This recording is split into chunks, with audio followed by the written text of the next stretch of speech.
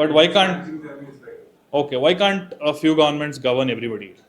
Because the scale is as huge as it gets. Then they constrict it. Yeah, agreed. So a country is just a construct that we have all created by signing a sort of a contract, a deal with the government, right? We want some things that will not otherwise happen if we just let things be and all of us are just individuals just existing around each other. For instance, infrastructure was one of the things raised. We all need roads, we all need airports, we all need somebody to coordinate all this, and it's not going to happen by itself. Another big one is security that we missed discussing about. Somebody needs to maintain armies, somebody needs to safeguard our borders, somebody needs to keep crime, law and order down, and all of this has to be done by an entity, and for that entity, a country and a government is a great way to go about it. And like you pointed out, we can't have a single big country and all of us exist within this country. Simply because there is so much preferences that exist that as the preferences get varied, you would need different countries to accommodate those preferences. Which is why you have so many after World War II. You had so many countries being created, right? Like old countries broke up into new countries, and all of them formed their own governments. And it's just a reflection of their preferences towards what they want their life and the culture around them to be. So when you have these many countries existing in an anarchical world that we live in today, nobody tells these countries what to do, right? They just exist. They can do whatever they want. International law is not as strong as the law that we have governing us. In that context, you need a balance of power, so that not any one country is not going to impose too much of its own wishes on any other country. And so, in this system, all of these countries have come together and they have sort of formed a system where it can be what they are capable of internally, or what the arrangements they come to externally by forming alliances, by forming trade connections, by forming groupings like Quad. You might have heard of Quad and all of that. These systems create a balance of power between these countries where they all respect each other more or less. Of course, we constantly hear of border skirmishes or wars and all of that, but more or less it creates a stable system. And this stable system is extremely important for all of us as well. So if what we as a person sitting in this room right now need, what do you need? You need the freedom to come here, sit and listen to the talks that you like. You want the freedom to move around in the country. You might have come from a different state and you have come here, right? All of this, and you are basically doing what you want. Obviously, you're all paying taxes, which you probably don't want to do, but there are, so for in exchange of some of the small things that you don't want to do, you are getting a lot of other things that you want to do. And this system can only be preserved if this balance of power exists and India as a country stays powerful. Because if we are not powerful, then we'll get pushed around. You will have a Russia-Ukraine situation, or you will have invasions coming from the north, coming from the west, coming from all sides, and we will not be able to live the life the way we want. We will be forced to maybe join the army, get conscripted, fight wars that we don't want to do. It's basically individual freedom at stake at the individual level, even when you're thinking about a global balance of power. So then the question becomes, we are finally at a point where it is important for India to be powerful, and a lot of things contribute to India being powerful. And there are a few theories that talk about national power of a country, and these are all academic perspectives. Some people say that however strong a military is, then that will equate to the power of the country. Some say that the cultural perspective, that some countries are not very militarily powerful, but still get a lot of sway in what they say in the international platforms, like Switzerland or Canada. Their culture is that Japan's peace culture is also something that gets a lot of subscription, right? And then you have the geography perspective, that if you have a very well protected geography, like India has the Himalayas, so we are protected by from a lot of directions. And so geography contributes to power. And then there's the institutional perspective of how powerful our governments are, how powerful our institutions are, how good the schools are in a country that eventually create scientists and engineers and thinkers that contribute to the country's overall well-being. There is no one correct answer. All of these are true, and then there's some more which is probably also not in this list that are true. But one thing that you cannot deny is that at the common denominator for a lot of these theories is economy, right? Without money, you can't have a military. You can't fund the military. You can't expand the military. You can't pay the salaries. You can't pay the cost of the food and all of that. And then culture also. For your culture to be popular, you need to export. You need to export ideas, movies, clothes, food, geography also. You need, even if geographical advantage can be strengthened or weakened using technology. Suppose there is an island that you want to invade. If you have very good ships, you can go and invade that island and therefore negate that geographical power of that country. Finally, the institutional perspective. Governments need money to be good. Schools need money. Everything needs money. And though, therefore, that economical power comes to a large extent by technology. Even today, if you see the top few listed publicly traded companies in the world, they're all technological based, right? You all understand how big exports are from IT from India. Tech is the thing that decides the direction of a lot of government policies, also export controls and all of that. And so you finally come at a point where technology is central to a country and its power, and to us therefore. And the way that this technology evolves in a country, whether it becomes a big success or not, also depends on a policy that the country has stated in its within its laws, that decides how well that technology progresses, right?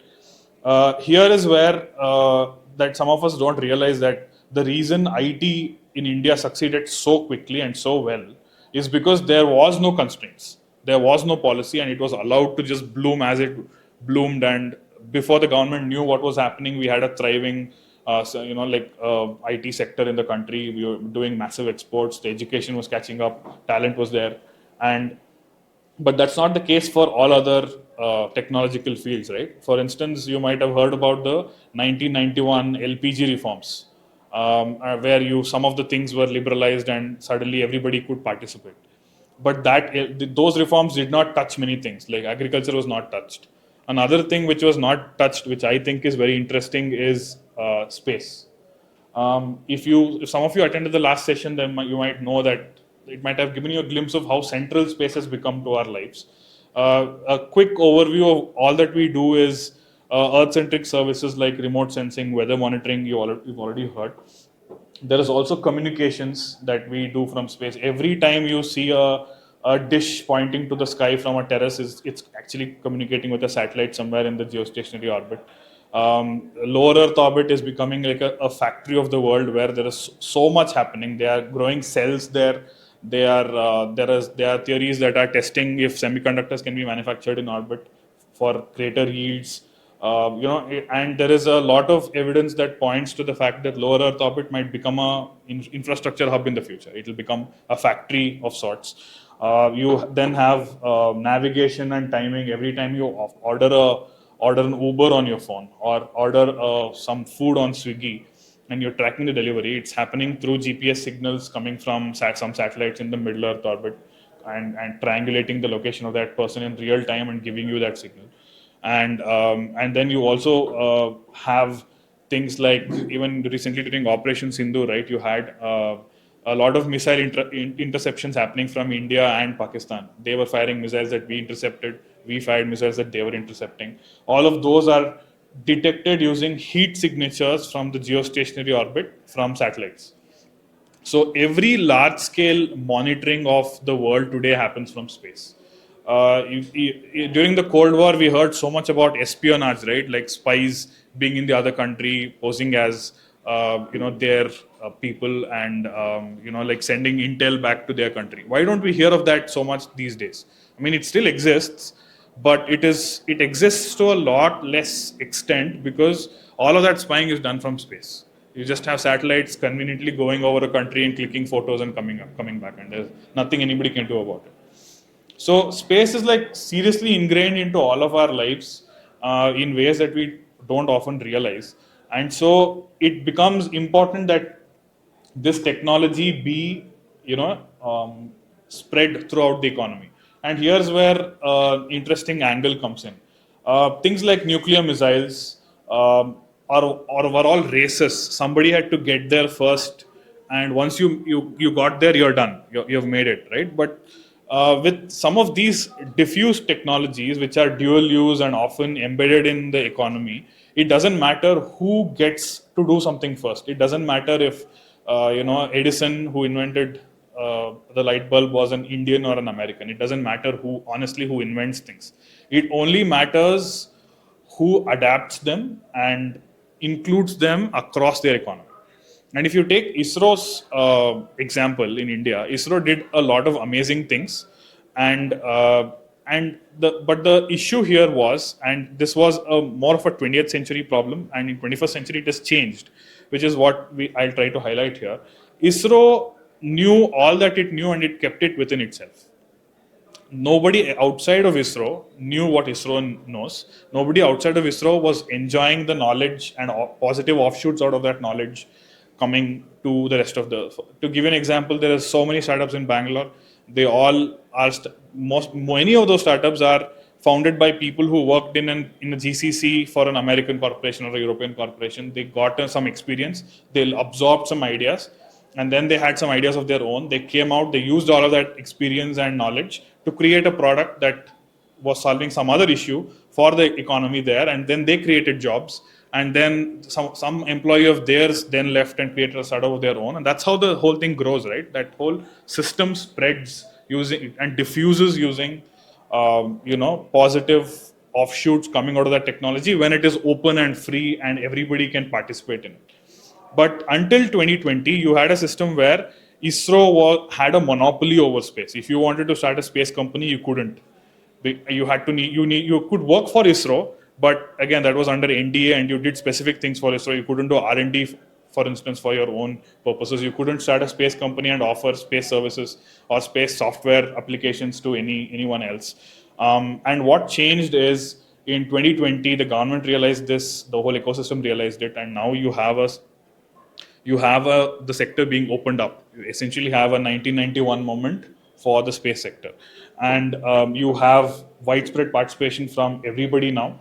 And the this is what it looked like before. ISRO was doing. ISRO was basically wearing many hats, right? It was the regulator. It was in charge of commercialization, basically selling software and satellite services to everybody, even to countries outside, rockets to countries outside, and making money. It was in charge of exploring the moon or Mars or all the celestial bodies, basically in charge of scientific missions, and it was in charge of routine operations also. Government needed a Bhuvan portal to monitor its agricultural fields. ISRO was the one doing it. All of these was handled by one, and as a result, we had a lot of issues coming out of this kind of a system. For instance, the world approximately has 13,000 satellites, and out of that 13,000, 100 of those are Indian satellites. So you see the scale problem, right? You just simply can't scale with just one corporation, entity, or a company doing all of it. Also, things like while SpaceX is launching rockets that can carry 100 tons to space, we are launching rockets that can carry maybe 6 to 7 tons at the most.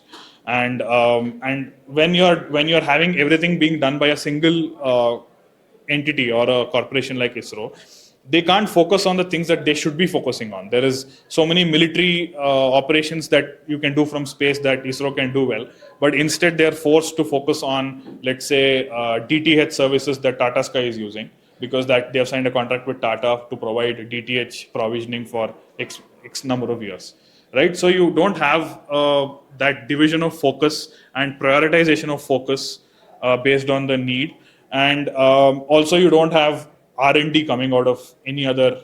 R&D is usually best done when many people do it and some people crack it. But if it's just one big entity trying to do everything, you can't. It's going to become difficult. And as a result, at the seat at the table at the international platforms, how much leverage do we as a country have when we have 100 out of a 13,000 satellite fleet in the sky, right? It's going to be, our voice is not going to be heard. We are not a big player that matters.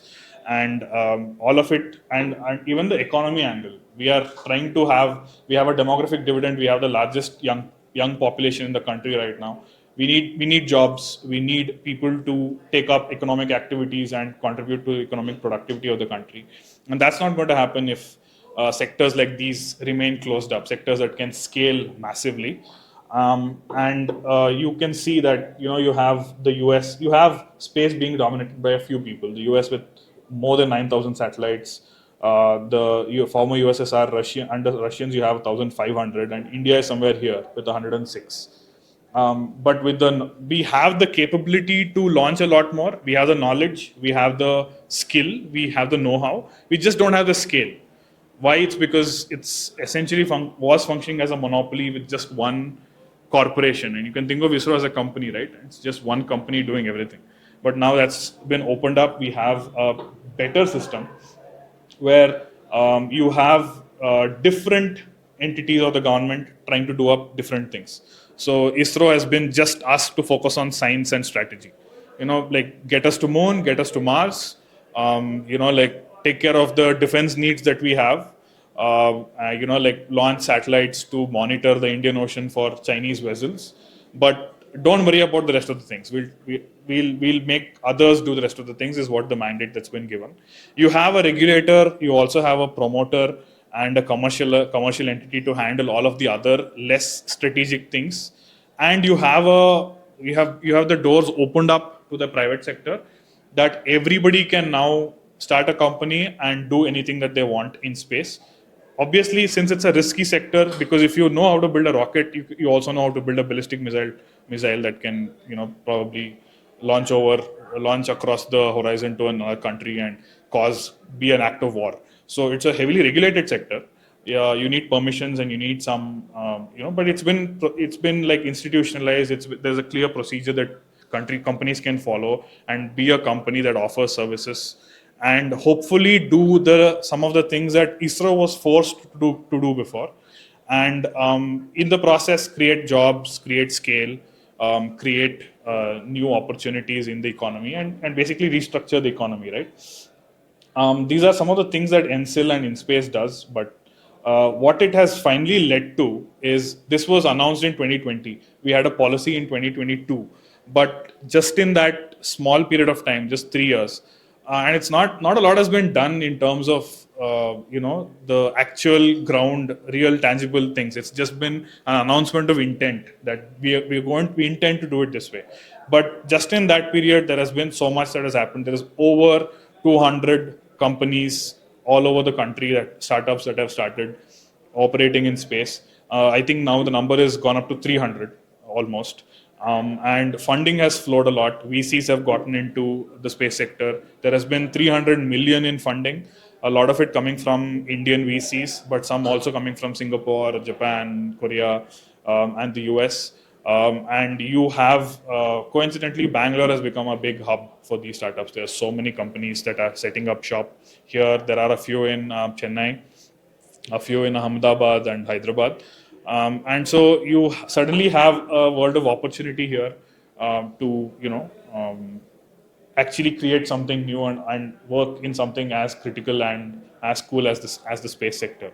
And given that it is an emergent field, and we are in what we call the new space age, because what we had in the last century was an era of complete government operation, and it was governments using the space as a playground for doing whatever they want, heavily securitizing it, not really seeing the commercial value in it, and like treating it as an extension of their own territories. But now you have, for the first time in since the beginning of the space age, they call it a new space age, where you have the most activity among entities in space are by private companies.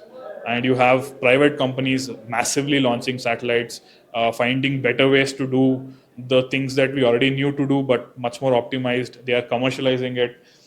They are finding customers. I mean, this was unimaginable a few years ago, but you have us subscribing to things like Starlink, as individuals subscribing to a space service, and that's going to become more and more as we go over the years. And so this is a great opportunity even for you all, if you want to build something in this field.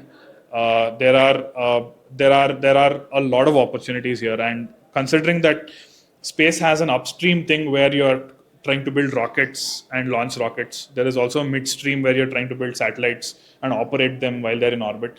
But there is a massive downstream sector full of software, services, applications, where you are using the data from the satellites to then process it using your own innovative processing means to glean insights, and then sell that to everybody. And so it's not eventually you'll have a system where the government will act as a massive customer to a lot of these services, and the companies will then be serving these services to the government and to each other and to other private entities to expand the space sector as we go. We are not there yet. We still have a few things we need to do. We need an act. We need a better system for regulation and a better framework for governing this sector. But we are in the process. It's a work in progress, and we'll get there. And I think this framework of opening up, allowing the R&D to come in from all directions, and letting it scale across the country and the economy, and is a framework that applies to a lot of technologies in general. And so it's always worthwhile watching out for what policies are governing these technologies and seeing if that is the bottleneck as it was in space until a few years ago. Thank you. If you have any questions, happy to discuss. Yes, sir. I'll ask a very simple one because it's a cost conference also. Any open tech development in space sector happening right now, maybe on satellite architecture or something that is relevant for us in India? Yeah, again, this has not happened for a long time now because it was simply closed door, right? There was no open source anything in space. But there is a lot of scope for this to happen.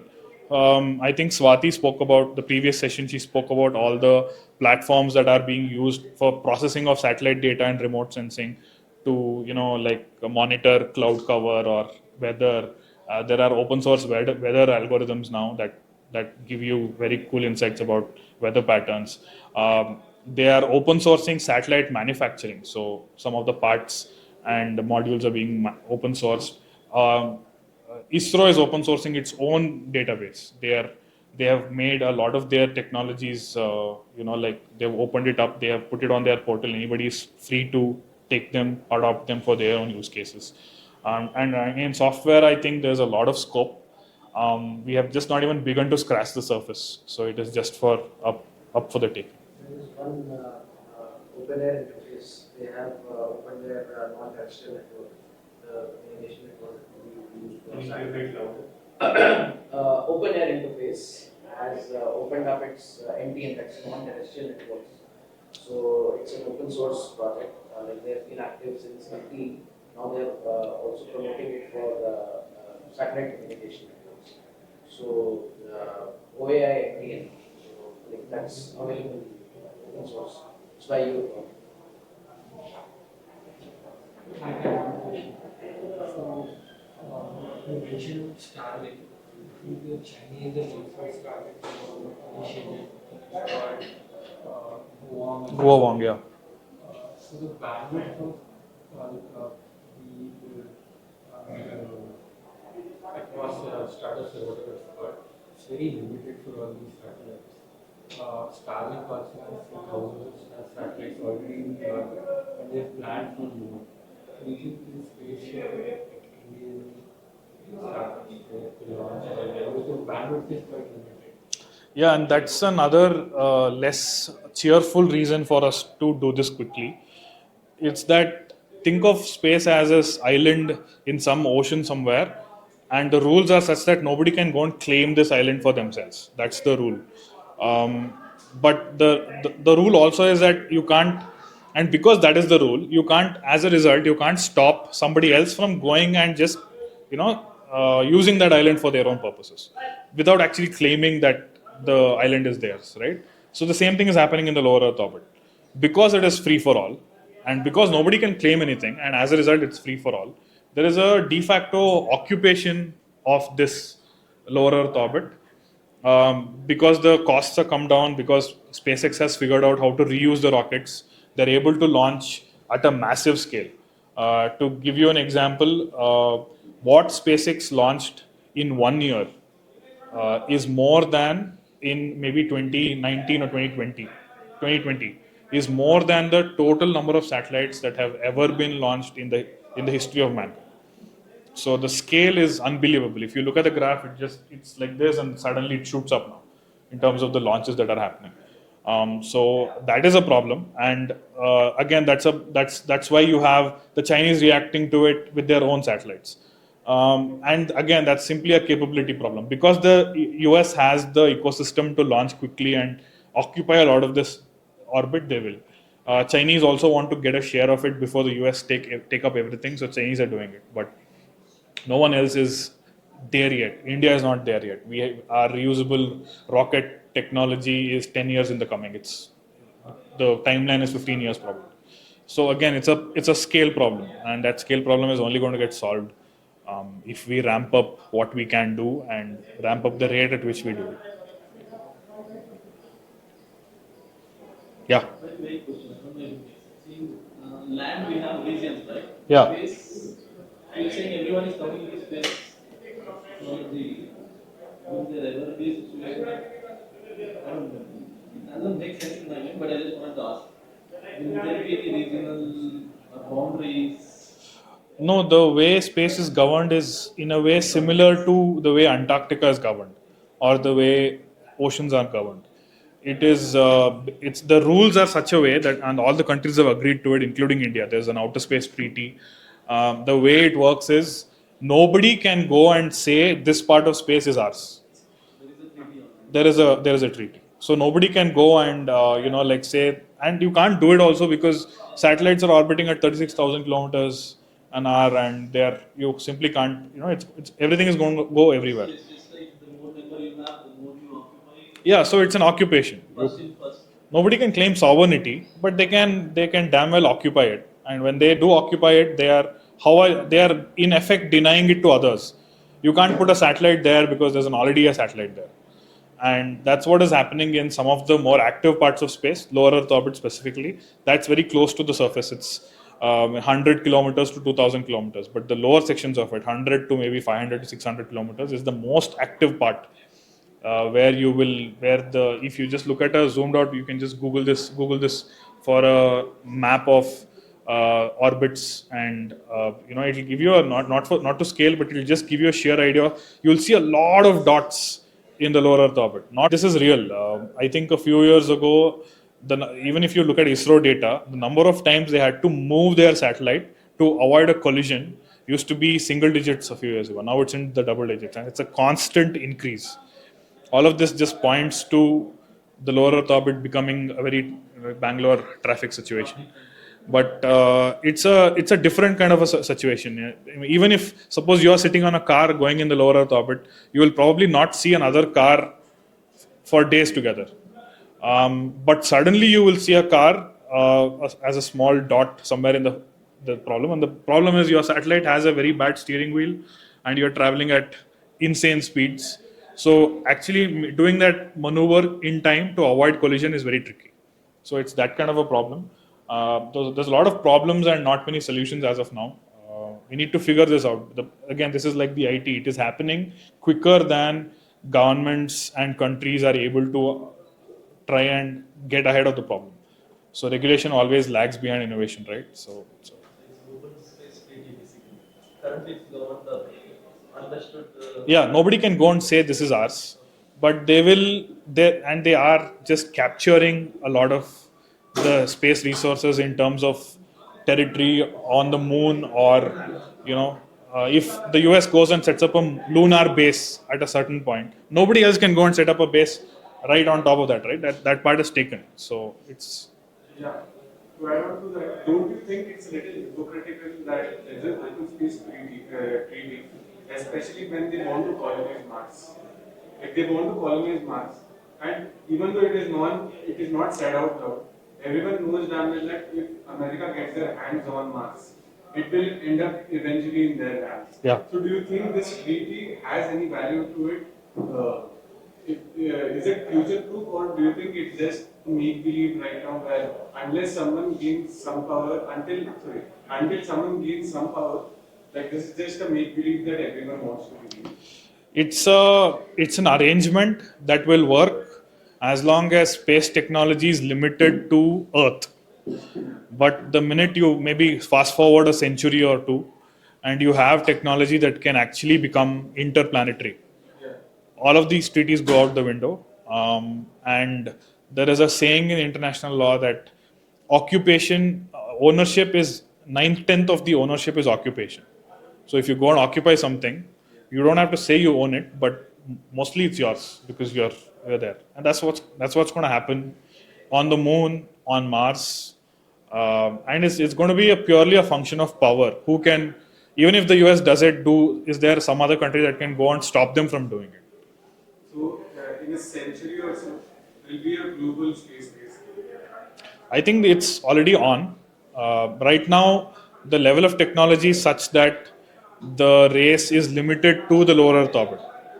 But as the technology advances, you will simply have even SpaceX has, like, they have given a rough number of, I think 1 billion tons. The minute they transport 1 billion tons from Earth to a new celestial body, that new celestial body will not need to depend on Earth for its sustenance. It can essentially become self-sustaining. So it's a matter of when that happens. Maybe the problems are too great to solve and we don't get there immediately. Maybe it takes, but maybe there are some sudden breakthroughs and we do it very quickly. But either way, it's very important for all of us to keep thinking about it so that we don't get left behind in all of this. What a low Earth orbit. Is there something in that region of space that why can't you go maybe 5 kilometers? If this is completely occupied. Is there something that is not possible to put satellites? Right now, lower Earth orbit is seeing two big things that really need them. Number one is communication satellites or like internet satellites like Starlink or Guowong or OneWeb, all of that. The reason they like it so much is because they are trying to offer internet services to all of us with the same latency as our fiber optic cables do, which they can't match, but they want to come close. So if you want a signal with 20 to 40 milliseconds of latency, so that you can actually do video calls and all of that, then you need satellites here. The farther you go, the more the latency, and that's a physics problem that we cannot ever overcome. So But the same of being completely crowded, can't it be overcome by, I mean, it's not like low Earth is one now, and then what about the space in between? yeah, so they are, for instance, OneWeb has pushed it slightly above. They are operating at around 500, 600 kilometers, while Starlink is at 300, 400. Now Starlink is trying to occupy 150, 200 also, so that they are lower than everybody. The problem is this will continue until all of these are crowded. So there are applications that are, there is something called O3b, which has constellation in the middle Earth orbit, not even in the lower Earth orbit, and they are offering internet services to like African continent and Southern Europe and all of that. But their focus is not at all latency. They are saying our internet is going to be laggy. I mean, bandwidth is fine, but it's going to take a second. You can't stream things and all that. It's okay. This is what we offer. But the real crux of this market lies in low latency applications. I mean, streaming is the biggest data user in the world, and all of this can only come from the lower Earth orbit. Another is imaging. If you're trying to take images of, let's say, an adversary's missile silos or military assets or airports, or you want very accurate weather modeling and all that. Again, you need to be very low so that you can click good images. The farther out you are, the worse resolution becomes. So, all right. Thank you all. Have a good lunch. Thank you. Stay.